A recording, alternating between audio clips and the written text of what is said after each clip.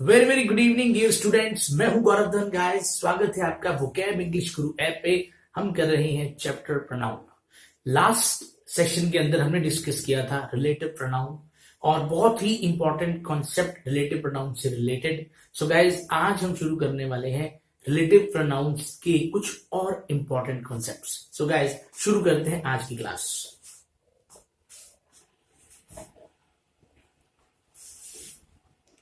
थोड़ा सा रिकैप ले लेते हैं एक बार लास्ट सेशन का।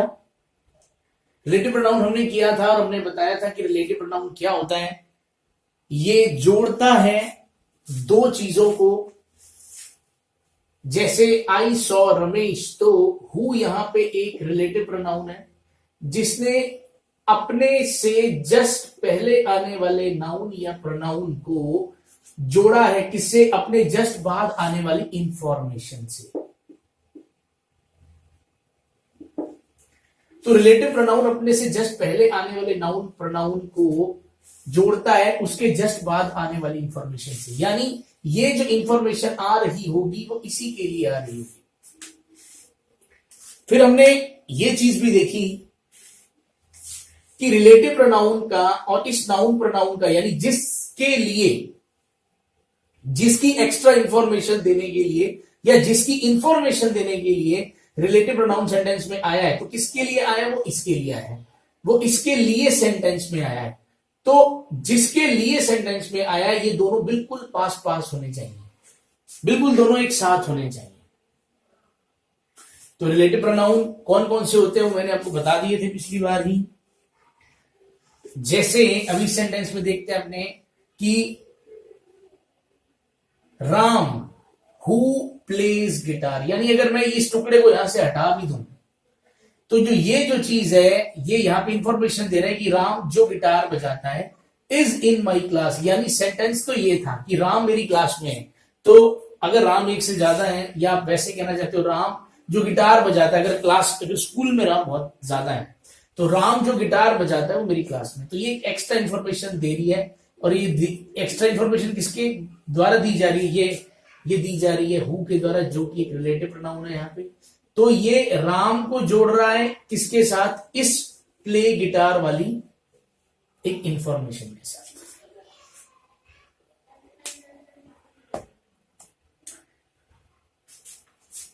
जैसा कि मैं लास्ट सेशन में डिस्कस किया था कि उन दोनों का, यानी रिलेटिव प्रोनाउन का और उस नाउन प्रोनाउन में जिसके लिए वो आया, यानी एंटीसीडेंट का साथ में रहना बहुत ही ज्यादा जरूरी है। मैंने कुछ एग्जांपल्स किए थे, जैसे आपको याद है कि मैंने गिफ्ट भेजा अपने दोस्त को, जो ये रिलेटिव प्रोनाउन है, जो मैंने खरीदा था 200 रुपए में। तो ऐसा नहीं हो सकता। हमें पता है कि ये 200 रुपए में जो खरीदी है चीज वो गिफ्ट है, यानी तो दैट के जस्ट पहले गिफ्ट वाला ही चीज होनी चाहिए। फिर हमने एक और बहुत ही इंपॉर्टेंट कॉन्सेप्ट को समझा था कि अगर सेंटेंस के अंदर वर्ब के बाद कोई ऑब्जेक्ट भी आ रहा है, यानी अगर सेंटेंस के अंदर वर्ब है और उसका ऑब्जेक्ट भी है, जैसे ये वर्ब है और ये उसका ऑब्जेक्ट है, तो इन दोनों के बीच में कुछ भी नहीं आ सकता। इन दोनों के बीच में कुछ नहीं आ सकता। प्रेपोजिशन बिल्कुल नहीं आ सकती, प्रेपोजिशन नहीं आ सकती, कुछ और नहीं आ सकता। तो जैसे यहां पे हमने सेंटेंस देखा कि थीफ के बाद द थीफ ब्रोक के बाद विद आ गया, तो ये नहीं आ सकता। तो हमने ये चीजें देखी थी कि अगर कोई वर्ब अपने बाद ऑब्जेक्ट ले रही है तो उन दोनों के बीच में कोई चीज नहीं आ सकती।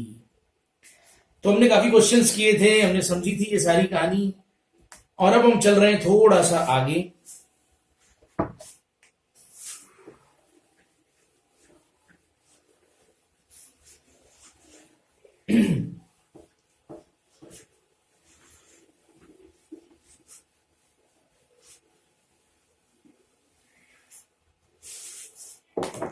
ओके जी, ये लिस्ट है सारी की सारी रिलेटिव प्रोनाउंस की आपके सामने। हु, विच, हुज, हुम, दैट, वेयर, व्हेन।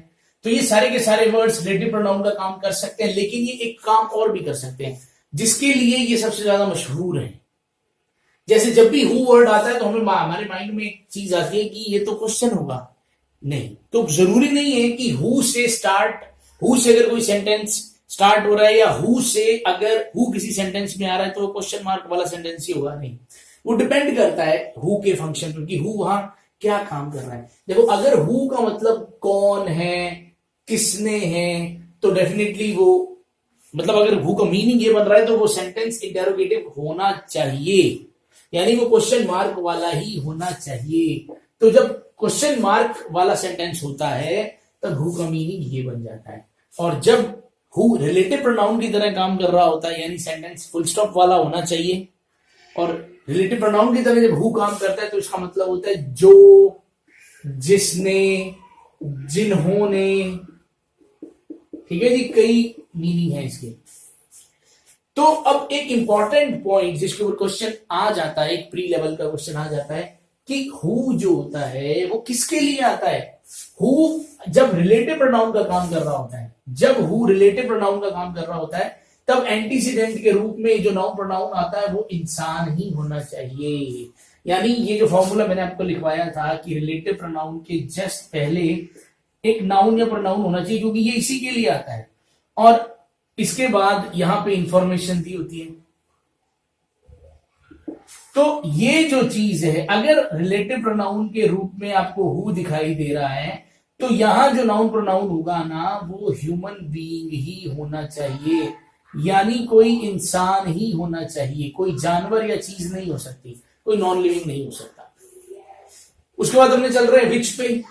विच का मतलब होता है कौन सा, कौन सी, कौन से, यानी विच का जब मतलब ये वाला होता है कौन सा, कौन सी, कौन से, तो डेफिनेटली उस वक्त वो क्वेश्चन पूछने का काम कर रहा है तो वो इंटेरोगेटिव प्रोनाउन बन जाता है। और जब विच का मीनिंग इस तरह से निकले जो, जिसने, तब उस वक्त ये रिलेटिव प्रोनाउन का काम करता है। और विच, विच जब इस तरह से आता है तब विच का जो एंटीसीडेंट है वो नॉन लिविंग या एनिमल्स होते हैं।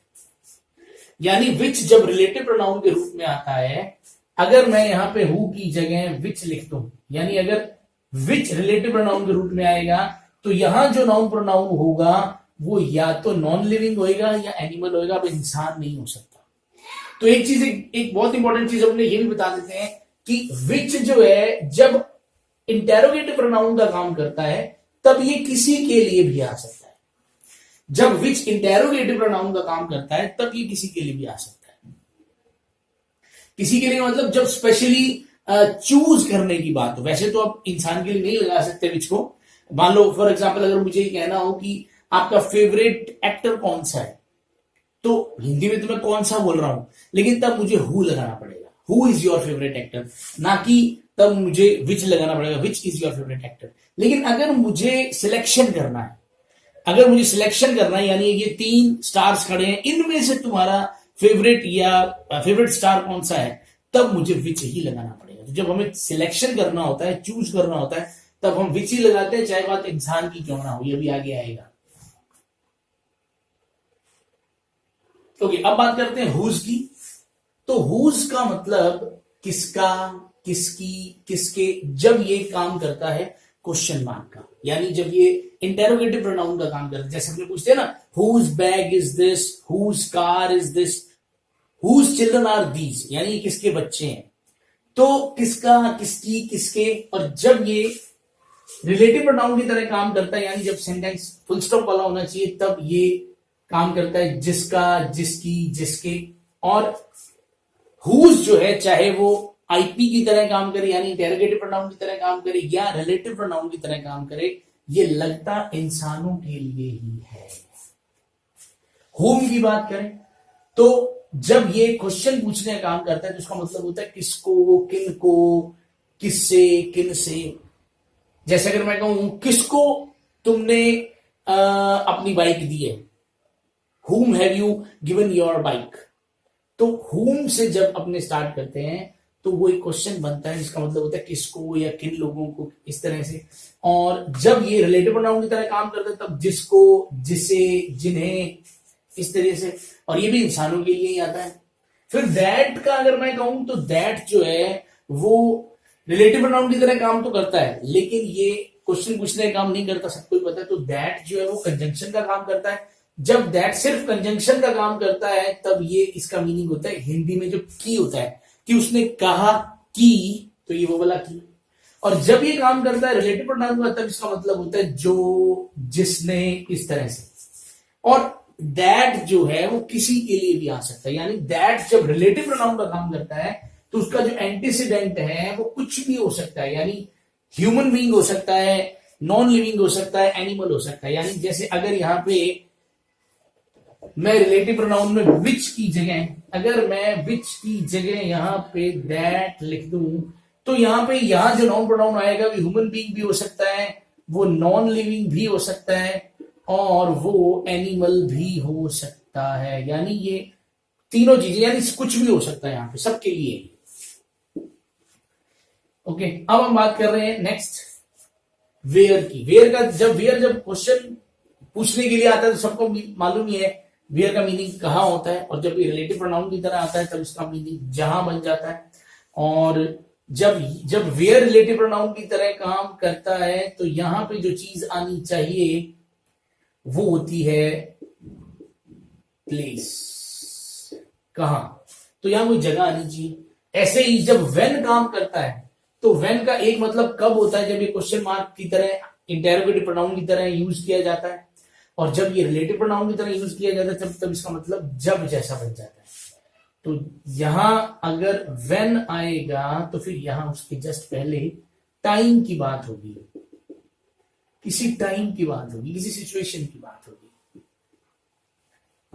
बहुत ही इंपॉर्टेंट ये एक चार्ट है जिसे आपको याद करना पड़ेगा। और हर बार की तरह मैं कह रहा हूं, अगर कोई बच्चा ऐसा है जो अभी इस चीज से इतना ज्यादा फेमिलियर नहीं है तो वो इसको कम से कम 5 या 10 बार बनाए, तब बात बनेगी। चलिए चल रहे हैं आगे।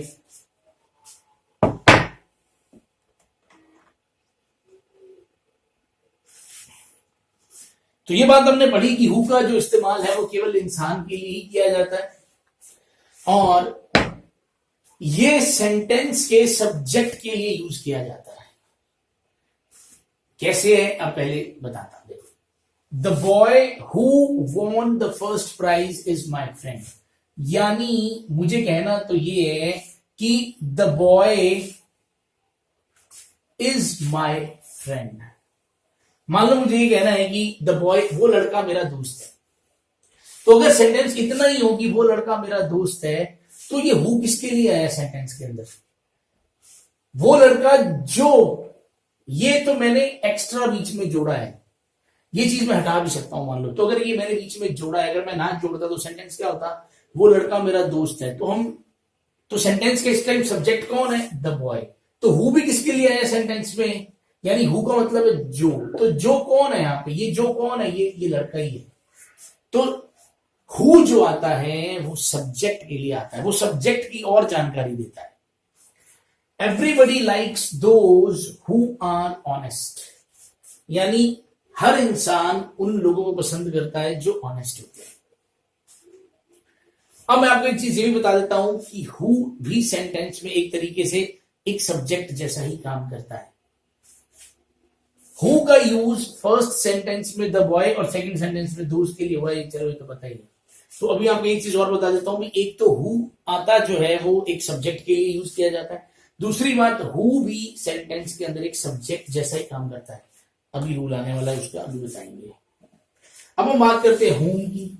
तो हुम का जो इस्तेमाल है वो होता है इंसानों के लिए ही है, और ये ऑब्जेक्ट के लिए यूज किया जाता है। अब कैसे यूज किया जाता है देख लेते हैं। देखिए, साहिल whom my brother gave a book, साहिल जिसको मेरे भाई ने बुक दी थी, is his best friend। तो साहिल जिसको, अब अगर मैं आपसे पूछूं कि बुक मतलब किसको बुक दी थी, किसको बुक दी थी, किसने, मेरे भाई ने, मेरे भाई ने किसको बुक दी थी, तो साहिल जवाब आएगा। तो कि मेरे भाई ने बुक साहिल को दी थी, तो साहिल यहां पे जो है वो सब्जेक्ट नहीं है। साहिल whom my brother gave, जिसको मेरे भाई ने बुक दी थी, is his best friend, वो उसका बेस्ट फ्रेंड है। The students whom the teacher scolded, यानी वो स्टूडेंट्स जिनको टीचर ने डांटा था। तो अगर मैं क्वेश्चन पूछूं कि किन को डांटा था, ठीक है ना, देखो व्हाट कह दो, whom कह दो, अगर अपने वर्ब से ये दोनों सवाल पूछते हैं व्हाट और whom, तो इनका जो आंसर होता है, वो ऑब्जेक्ट कहलाता है। तो आप चेक करके देख सकते हैं। अगर मैं पूछूं कि किसको बुक दी थी, तो whom का मतलब क्या होता है, किसको बुक दी थी, तो इसका जवाब ही तो साहिल है कि साहिल को बुक दी थी। तो यहां पे भी किनको टीचर ने डांटा था, स्टूडेंट्स को टीचर ने डांटा था। The students whom the teacher scolded are very undisciplined, sorry ये लाना चाहिए, इनडिसिप्लिन। तो वो बच्चे जिनको टीचर ने डांटा था वो बहुत इनडिसिप्लिन हैं।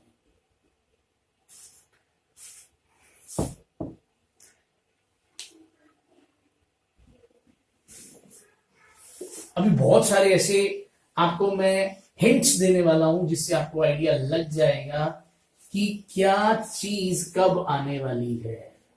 अभी तो अगर आपने वो चार्ट थोड़ा मन में आपके याद है तो आपको अभी भी हिंदी समझ के भी थोड़ा थोड़ा आइडिया लग रहा होगा, लेकिन हमें हिंदी वाले तरीके से जाना नहीं है, हिंदी वाले तरीके से आंसर नहीं आता। हुज का प्रयोग इंसानों के लिए ही किया जाता है, लेकिन कभी कभी इसका प्रयोग बेजान चीजों के लिए भी किया जाता है। लेकिन मतलब अगर मैं ग्रामर पॉइंट ऑफ व्यू से कहूं तो ग्रामर पॉइंट ऑफ व्यू से आपको इंसानों वाला ही याद रखना है, लेकिन आजकल बुक्स के अंदर आपको ऐसा मिल जाता है तो मैं दिखा रहा हूं। Param whose father is a teacher is my best friend. Param जिसके पिताजी टीचर है वो मेरा बेस्ट फ्रेंड है। सूरज जिसकी किरणें रोशनी देती है। देखो यहां पे तो हुज किसके लिए आ रहा है, परम के लिए आ रहा है। परम एक इंसान है, ओके है, लेकिन यहां पे हुज किसके लिए आ रहा है, सूरज के लिए आ रहा है, और सन जो है वो कोई इंसान नहीं है। The rectangle whose all sides, जिसकी सारी साइड्स बराबर होती हैं, स्क्वायर होता है। तो हुज किसके लिए आ रहा है, रेक्टेंगल के लिए आ रहा है। तो रेक्टेंगल कोई इंसान नहीं है, लेकिन जो अब लेटेस्ट इंग्लिश है, मॉडर्न इंग्लिश है, उसमें ऐसा चल रहा है, लेकिन ग्रामर में आप ऐसा नहीं लिख सकते। ग्रामर के अंदर अभी भी अपने को ध्यान रखना है कि हुज जो है वो केवल इंसानों के लिए ही आए, तो इस चीज का आपने ध्यान रखना है। ये बताना मेरा फर्ज था भी, चलो ऐसा दिखाई दे सकता है आपको। तो जब भी आपको ऐसा कुछ लगे कि आपको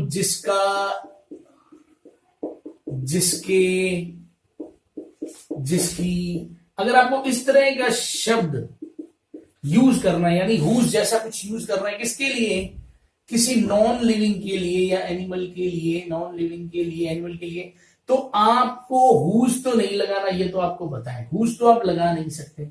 तो उसकी जगह आपको क्या लगाना है, नाउन ऑफ विच, यानी यहां पे जो नाउन लिखा होगा तो आपने हुज की जगह क्या लगाना है, ऑफ विच। तो हमने हुज की जगह क्या लगाना है, ऑफ विच, ठीक है। तो आपने हुज प्लस नाउन का इस्तेमाल नहीं करना, हुज प्लस नाउन का इस्तेमाल आपने नहीं करना। एग्जांपल देखिए, देखो, द सन हुज रेज, देखो अब ये वाला हुज ये रहा, और ये जो नाउन की हम बात कर रहे हैं वो ये रहा, ठीक है जी। तो अब यहां पे आपने हुज प्लस नाउन जो आ रहा है, हुज प्लस नाउन जो आ रहा है, इसकी जगह नाउन ऑफ विच का इस्तेमाल करना है। यानी हुज रेज लिखा है, जिसकी जगह आपको क्या लिखना है, हुज तो अब आना है, हुज तो अपने लगाना ही नहीं है, तो अब ये क्या लिखा जाएगा, हुज रेज की जगह रेज ऑफ विच हो गया। हुज की जगह क्या आ गया, ऑफ विच, और इसके बाद जो भी आगे नाउन आना था, जो भी इसके बाद नाउन आना था, वो जो है अब इस तरीके से आएगा, ठीक है। पहले तो हुज प्लस नाउन हो जाता, लेकिन अब क्या आएगा, ये वाला नाउन जो है वो इस वाले केस में इधर आ जाएगा, ये नाउन ऑफ विच बन जाएगा। तो आप लाइन पढ़ के देख लीजिए, बड़े आराम से आपको बात समझ आ जाएगी। हुज नाउन है, हुज ये रहा और रेज या, तो हुज प्लस नाउन बनना था पहले, अब अपन ने नहीं बनाया, अपन ने क्या बना दिया, रेज ऑफ विच। ठीक है, तो ये हुज प्लस नाउन जो चीज बननी थी वो हुज तो बन गया ऑफ विच, और ये जो नाउन था ये रहा। तो आपको शायद बात समझ आ गई होगी। चलते हैं आगे।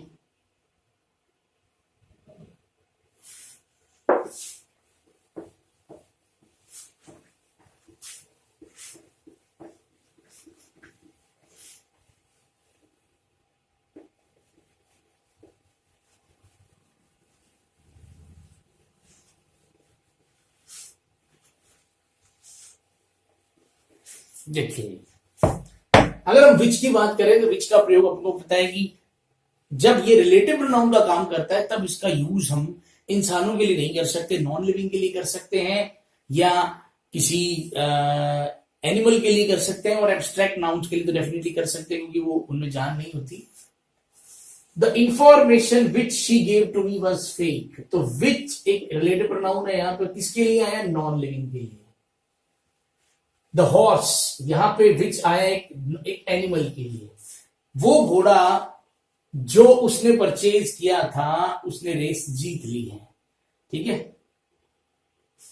अब ये मैं आपको बता चुका हूं कि वैसे तो विच जब रिलेटिव प्रोनाउन के रूप में काम करता तब इंसान के लिए नहीं आता, लेकिन विच जब इंटेरोगेटिव प्रोनाउन का काम करता है तब वो इंसान के लिए आ तो सकता है, पर एक शर्त है।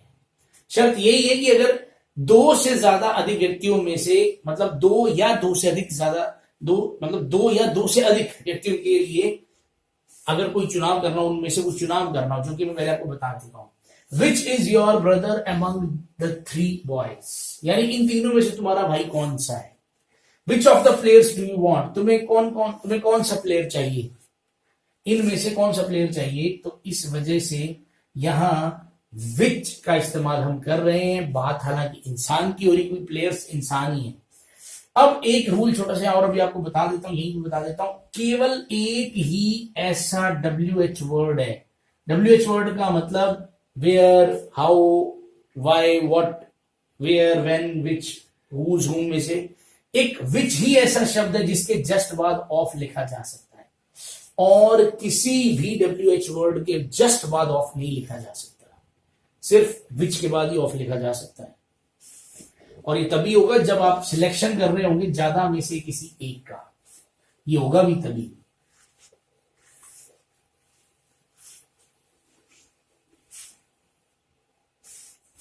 ओके, सो गाइस चलते हैं नेक्स्ट स्लाइड पे। देखिए,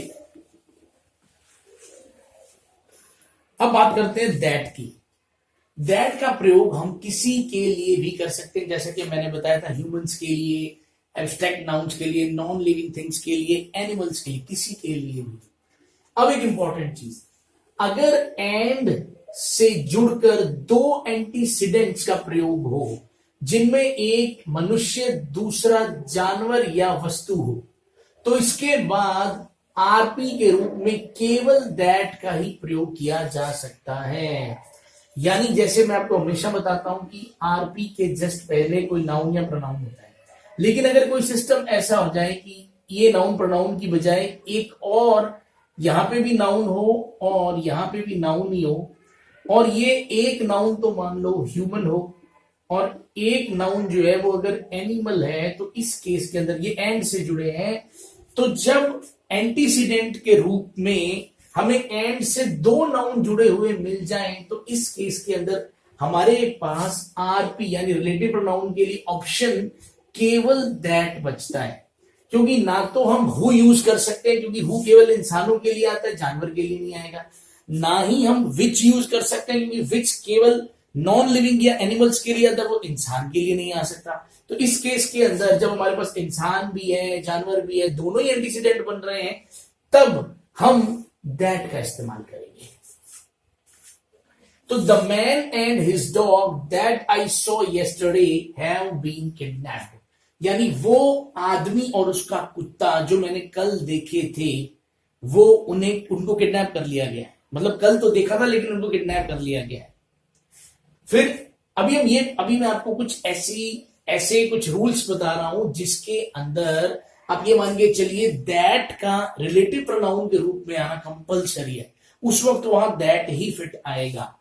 सुपरलेटिव डिग्री अगर आपको दिख गई तो समझ लिए फिर आरपी के रूप में दैट ही आएगा। देखिए, mister Sharma is the most intelligent man. अब इस मैन के लिए हम दैट लगा रहे हैं, ये हमारा रिलेटिव प्रोनाउन है, और मैन इसके लिए द मोस्ट इंटेलिजेंट, यानी ये सुपरलेटिव डिग्री लग चुकी है। तो अगर सुपरलेटिव डिग्री लग चुकी है तो एक ही, क्योंकि बात इंसान की हो रही है तो आने को हु आ सकता है ना, ऐसा लग सकता है कि हु आएगा लेकिन नहीं आएगा, क्योंकि यहां पे सुपरलेटिव डिग्री आ गई है हमारे एंटीसीडेंट के लिए, ये हमारा एंटीसीडेंट है, तो इस वजह से अब हमें दैट का ही यूज करना पड़ेगा। तो अभी दो रूल ऐसे देखे कि अगर एंटीसीडेंट के रूप में इंसान और जानवर दोनों हो तो भी अपने को रिलेटिव प्रोनाउन के रूप में केवल दैट यूज करना है, और अगर एंटीसीडेंट एंटीसीडेंट को थोड़ा और बताने के लिए, इंफॉर्मेशन देने के लिए सुपरलेटिव डिग्री आई, यानी अगर एंटीसीडेंट के लिए सुपरलेटिव डिग्री आई है तो भी हमारा रिलेटिव प्रोनाउन जो है वो केवल दैट ही हो सकता है। चलिए बढ़ते हैं आगे।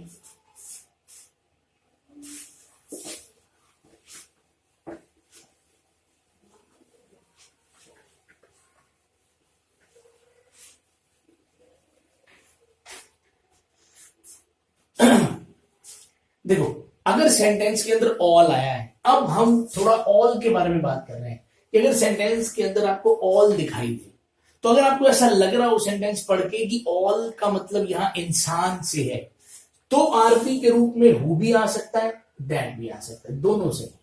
अगर ऑल का इस्तेमाल इंसानों के लिए किया गया है तो फिर आरपी के रूप में हु और दैट कुछ भी आ सकता है। देखिए, ऑल हु या that have white wallet can come forward, यानी वो सारे जिनके पास व्हाइट वॉलेट है वो आगे आ सकते हैं। तो यहां पे हु भी सही है, दैट भी सही है। लेकिन अगर आपको ऐसा लग रहा है कि ऑल का इस्तेमाल इंसान के लिए नहीं है, किसी चीज के लिए है, किसी जानवर के लिए, तब आरपी के रूप में केवल क्या आएगा, दैट।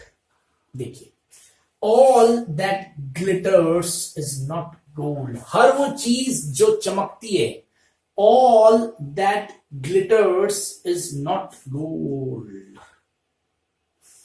तो यहां पे डेफिनेटली इंसान तो नहीं चमकेगा, हर चमकती चीज सोना नहीं होती। तो आप समझ गए होंगे कि यहाँ पे क्योंकि ऑल इंसान के लिए नहीं आया इसीलिए दैट ही आएगा। अगर यहाँ पे विच भी लगाने की कोशिश की आपने, अगर आपको ऐसा लग रहा हो भी कोई किसी चीज के लिए होगा, तो विच भी नहीं आ सकता है।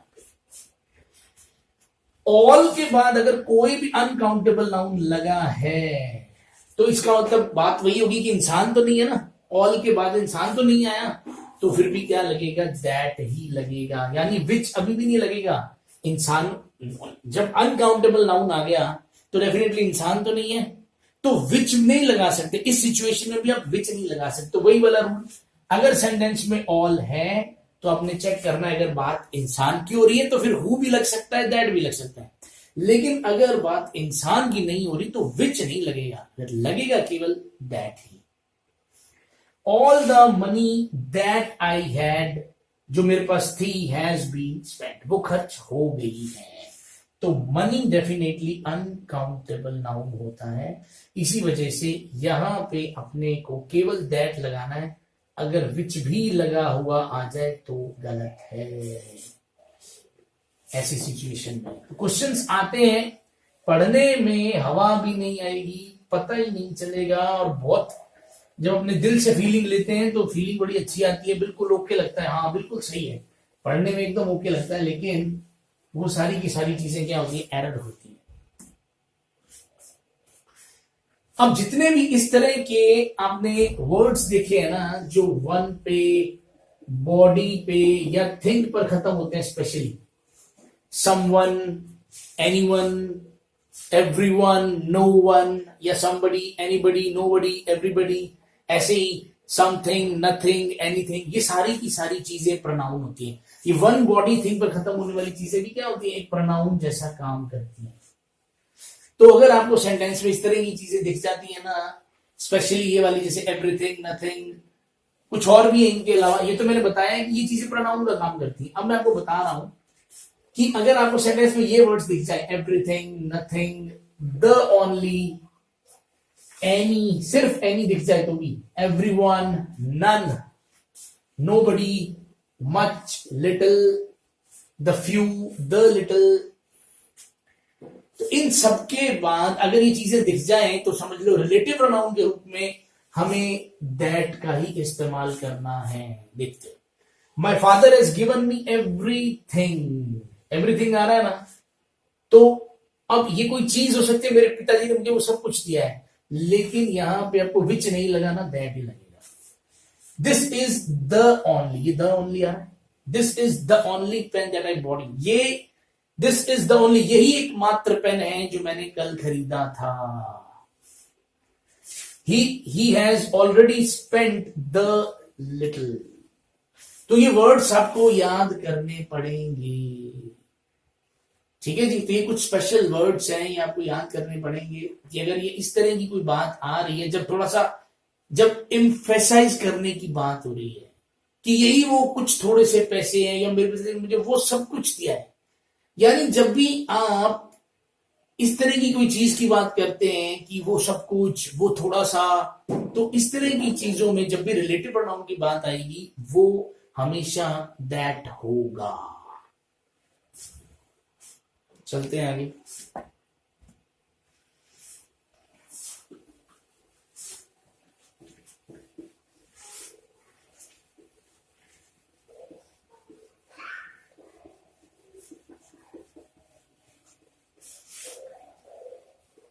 ये उतरने में ड्रोन क्यों इतना ज्यादा टाइम ले रहा है? देखिए, अगर क्वेश्चन हु, विच या व्हाट से स्टार्ट हो, अगर कोई क्वेश्चन स्टार्ट हो रहा है व्हाट से, हु से या विच से, तो उस टाइम आपको ध्यान रखना है कि अगर उस क्वेश्चन के अंदर भी कोई रिलेटिव प्रोनाउन की जरूरत पड़ती है तो वो दैट ही हो सकता है। ठीक है, ध्यान से देखिए, व्हाट इज देयर, विच या दैट, इनमें से आपको एक चूज करना है। आई कैन नॉट अंडरस्टैंड, यहां ऐसा क्या है जो मेरी समझ नहीं आ सकता, जिसे मैं समझ नहीं सकता। तो आप खुद सोचिए कि what is there which I can not understand, मतलब हो सकता है कि आपको पढ़ने में ठीक लगे क्योंकि रिलेटिव प्रोनाउन आपने पढ़ लिया है, तो पर ध्यान रखना, अगर क्वेश्चन व्हाट से स्टार्ट हो रहा है या हु से स्टार्ट हो रहा है या विच से स्टार्ट हो रहा है, तो अब बीच में दोबारा अगर रिलेटिव प्रोनाउन की जरूरत पड़ती है तो केवल दैट आएगा। तो यानी यहां पे विच नहीं आ सकता। ये हु से स्टार्ट हुआ है तो यहां पर हु या विच कुछ भी लिखा हो नहीं आ सकता। ये विच से स्टार्ट हुआ है तो यहां पर भी विच या हु ऐसा कुछ भी लिखा हो नहीं आ सकता, बस दैट ही आएगा। तो ध्यान रखना अपने को। देखिए, व्हाट इज देयर, तो अपने को पता लग गया। हु इज देयर, कौन है यहां जो शोर मचा रहा है। मैं क्या कहना चाह रहा हूं, कौन है यहां जो शोर मचा रहा है, जो शोर मचा रहा है। अगर देखो यहां पे हु लग जाएगा ना तो कंफ्यूजन हो जाएगी, दो क्वेश्चन बन जाएंगे। फिर कौन है, कौन शोर मचा रहा है, बात अलग होगी ना। मैं कहना चाह रहा हूं कौन है जो शोर मचा रहा है।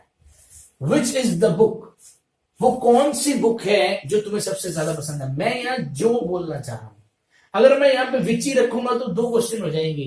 तुम्हें क्या चीज, तुम्हें क्या सबसे ज्यादा पसंद, which you like most, which is the book which you like most. तो इसको रूल की तरह से ज्यादा याद रखने में ही फायदा है कि व्हाट, हु और विच। अगर कोई क्वेश्चन इन तीनों से स्टार्ट हो रहा है और बीच में अगर किसी रिलेटिव प्रोनाउन की जरूरत पड़ती है तो वो केवल क्या होगा, दैट।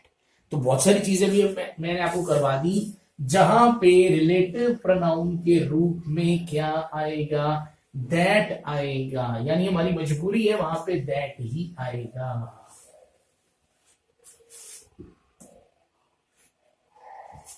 देखिए ये सेंटेंस एक, he asked me that why I was standing there। जिन लोगों ने थोड़ा सा नरेशन वगैरह कर रखा है तो उनके लिए इसका आंसर देना बहुत आसान हो जाएगा। ही आस्क्ड मी दैट, अगर आस्क्ड वर्ड आ जाता है तो आपको ध्यान होगा कि उसके बाद दैट तो वैसे ही नहीं आता, फिर या तो WH आता है या इफ या वेदर, तो कहानी इधर चलती है। तो दो कंजंक्शन एक साथ तरीके, मतलब ये जो वाई है ये एक तरीके से ये दैट और वाई कंजंक्शन जैसा काम भी करते हैं, तो ये दो चीजें एक साथ नहीं आ सकती। He asked me why I was standing there, तो ये क्वेश्चन गलत था, यानी ये स्टेटमेंट गलत थी। तो यहां से दैट आप हटाओगे तो ही ये सही बनेगा।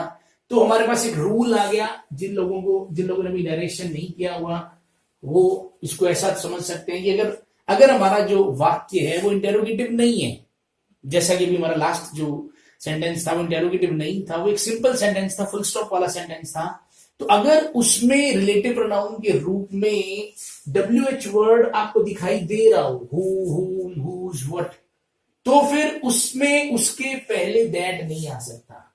ठीक है, इसको आप ऐसा याद कर सकते हो कि अगर मैं कहूं कि WH वर्ड प्लस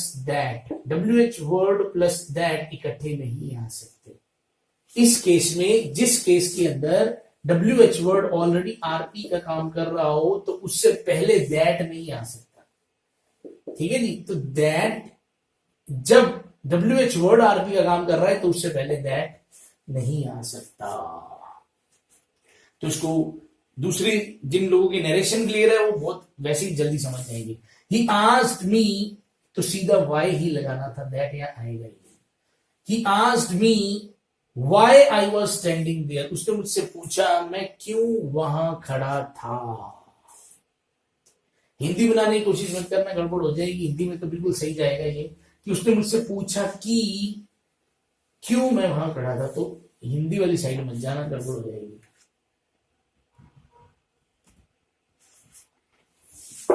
देखिए क्वेश्चन,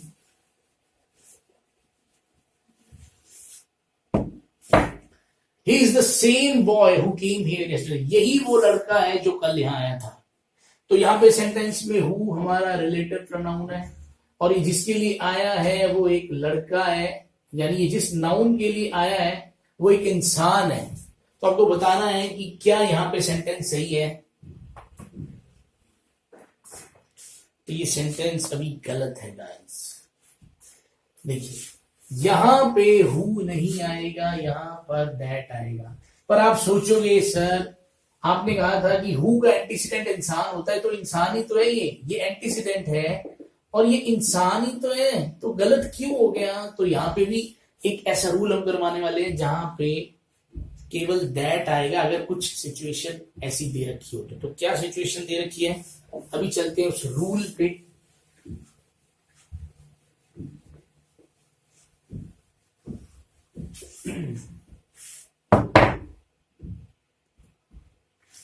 देखिए इस रूल का नाम क्या है, the same plus noun rule. The same plus noun, यानी अगर सेंटेंस के अंदर आपको द सेम प्लस नाउन दिखाई दे जाए तो उसके बाद आपने चेक करना है, उससे पहले नहीं, ध्यान रखना, उसके बाद चेक करना है कि सेंटेंस में क्रिया हो रही है या नहीं, यानी सेंटेंस के अंदर वर्ब आपको क्लियर कट दिखाई दे रही है, यानी मतलब एक्शन होता हुआ दिखाई दे रहा है या नहीं। तो अब दो सिचुएशंस हैं, अगर द सेम प्लस नाउन के बाद क्रिया का होना दिखाई दे रहा है तब जो यहां पे द सेम प्लस नाउन के बाद पहली बात तो दैट आएगा, तब द सेम प्लस नाउन के बाद दैट आएगा। और अगर द सेम प्लस नाउन के बाद आपको क्रिया का होना दिखाई नहीं दे रहा तो द सेम प्लस नाउन के बाद फिर एज आएगा। एग्जाम्पल देखिए, he is the same boy that came here yesterday. अब यहां पे ये द सेम आ गया, ये वो नाउन आ गया। अब आपने ये तो हमें इमेजिन करो, ये तो हमें मालूम ही नहीं है यहां पे क्या आएगा। अब केम से हमें इतना तो पता चल गया कि ये एक वर्ब है और यहां पे क्रिया का होना पता लग रहा है हमें, आना, केम यानी आना, तो ये तो क्लियर कट पता लग रहा है कि क्रिया हो रही है। यहां पे देखिए द सेम आ गया, ये नाउन आ गया, लेकिन इसके बाद ये तो हमें पता नहीं यहां पे क्या है। और माइंड तो डेफिनेटली कोई वर्ब नहीं है, अकेले माइंड से तो नहीं पता लग सकता कि यहां कोई क्रिया हो रही है नहीं हो रही, तो पता लग ही रहा है खैर कि यहां कोई क्रिया नहीं हो रही। तो अकेले जो माइन है यहाँ पे, इससे पता लग रहा है कोई क्रिया नहीं हो रही। द सेम प्लस नाउन के बाद कोई क्रिया नहीं हो रही। तो रूल क्या है, अगर क्रिया नहीं हो रही तो द सेम प्लस नाउन के बाद एज आएगा, और अगर क्रिया हो रही है तो द सेम प्लस नाउन के बाद दैट आएगा। तो क्योंकि आम बच्चा जो है, आम स्टूडेंट जो है, वो यहाँ पे यही देखेगा कि बात लड़के की हो रही है, और अगर यहाँ पे हु लिखा होगा तो इसको बिल्कुल सही करेगा कि ठीक है जी, हु यहाँ पे रिलेटिव प्रोनाउन है और वो इंसान के लिए आता है, सही है, लेकिन नहीं आएगा हु, यहाँ पे दैट आएगा। कारण क्या है, the same plus noun rule.